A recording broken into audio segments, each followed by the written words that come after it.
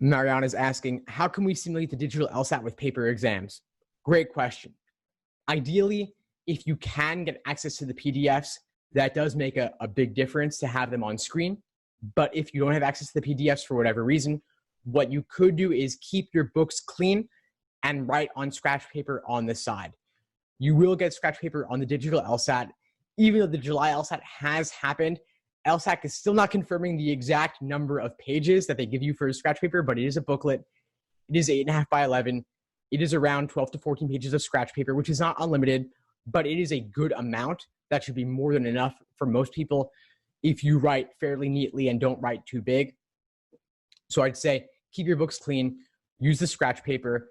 And the nice thing about keeping the books clean is that makes it very easy to redo questions later too. Highlighting, underlining the annotation tools on the digital LSAT familiarization site, I think are not especially useful.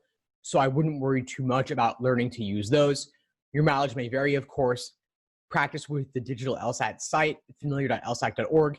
If you want to at least see what those tools are like, maybe they'll work for some people. I didn't think they were that great, and I thought they took more time than was warranted to make it worth using them. So I would say just basically keep your practice problems clean, use your scratch paper to the side, and that's really the only major difference you need to have. The other thing I would say is that you are only able to see one question at a time on the digital LSAT. You can't see a full 2-page spread of logical reasoning questions or an entire game or an entire passage at once. So you might cut out a hole in a piece of paper and overlay that on top of your LSAT book to limit your field of vision to a single LSAT question at a time. That could mimic it a little bit. I don't think you need to overly stress about this, but it is something to be ready for. And I think the best thing to do is simply to use the tests in the digital format, like tests 71, 73, and 74 on LSAC's site. And then that will make it that will help you get more ready for what you're going to face on test day.